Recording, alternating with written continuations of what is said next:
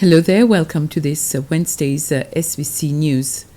The Truth, Reconciliation and National Unity Commission, TRNUC, is proposing that a fixed sum is paid out in reparations to complainants in ongoing victimization cases. It was a Victims Committee Vice Chair, Régis Franco, who made the announcement after a public meeting the committee held today to discuss points it wants to include in the policy. The committee is proposing that the complainants are paid between 3 to 15 million rupees depending on the gravity of their grievances. Mr. Franco also said that the government would be responsible for reparations of those who did not formally bring in cases before the TRNUC committee. What we've talked about mostly is, do we keep the draft policy as it is? And most people have not objected to the policy. And the second thing was, we suggested to the audience that we should remove the allowance policy, because we found that in the original draft, those allowances were quite complicated, quite complex just to administer, let alone the amount. People have been complaining about the amount, but the administration of it would have been even more of a problem. We've suggested we go for a lump sum, and that's it. No allowances, nothing. You get your lump sum, whatever you do with it, that's it. You don't come back to the government and say, I need allowance. So, can you mention the lump sum suggested, proposed? No, it depends on the violation. The law, the TRNUC law, actually states the categories of violations. It clearly states in there. So it depends. For each violation, there's a different amount.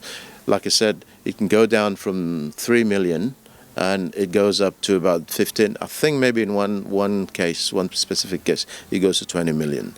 Yeah? But it's pretty wide. So in between, not everybody is going to get 15 or 20 million.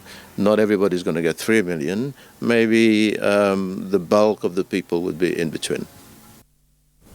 The division responsible for the elderly and those with disabilities within the Family Department is inviting the disabled or their relatives to seek the necessary assistance in case of need. This assistance will be provided to them through the Disabled Trust Fund. The Director General of this division says that many people do not know that this fund exists.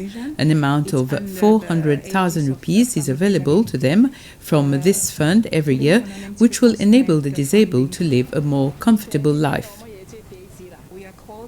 Elderly and Disabled Division. It's under the aegis of the Family Department, and the Disabled Trust Fund is under the Elderly and Disabled Division. The fund itself aim is to help, to assist anybody with disabilities, maybe who's seeking assistance, for example, with specialized equipment, or to undertake modification to their homes to make it more disabled-friendly. The National Assembly has approved the setting up of a new Seychelles Law Commission.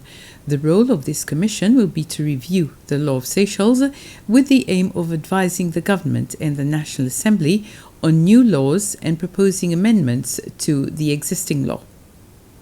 Presenting the bill to the National Assembly this morning, Vice President Ahmed Afif pointed out that the government wants this commission to address certain social, financial and environmental problems facing the country.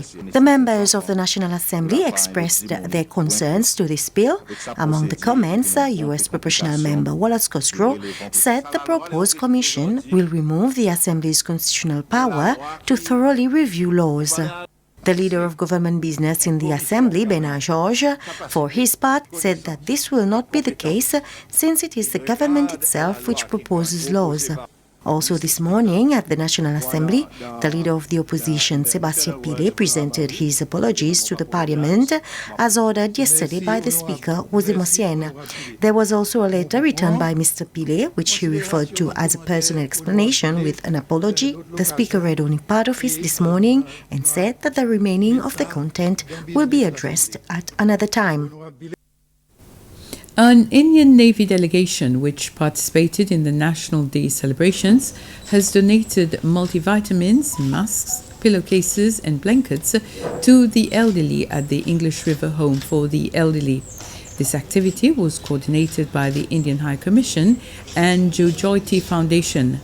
First Lady Linda Ramkalawan, the Principal Secretary for the Family Department, Clive Ruku, and the Director General for the Elderly and Disabled Division, Rosa Moret, were present when Captain Singh of the INS Kolkata handed over the donations.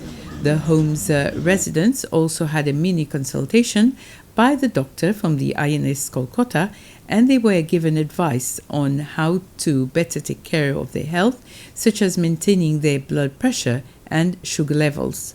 The event was basically conceived from the side of the Indian Navy because they were invited for the National Day celebrations, and every time a ship visit happens, they have an element of the community activity and social participation as well. We also collaborated on an event at President's Village Orphanage yesterday, and today at the elderly home, the English River Elderly Home, we are here for a small medical camp for all the residents here, all the respected elders here, and just a brief token of gratitude and medical help that we can provide through the donation of medicines. I am glad and fortunate that I got to be a part of it, and I'm really excited for further collaboration as well. And that's it for now. I'll be back with the day's news in Creole in just under an hour's time.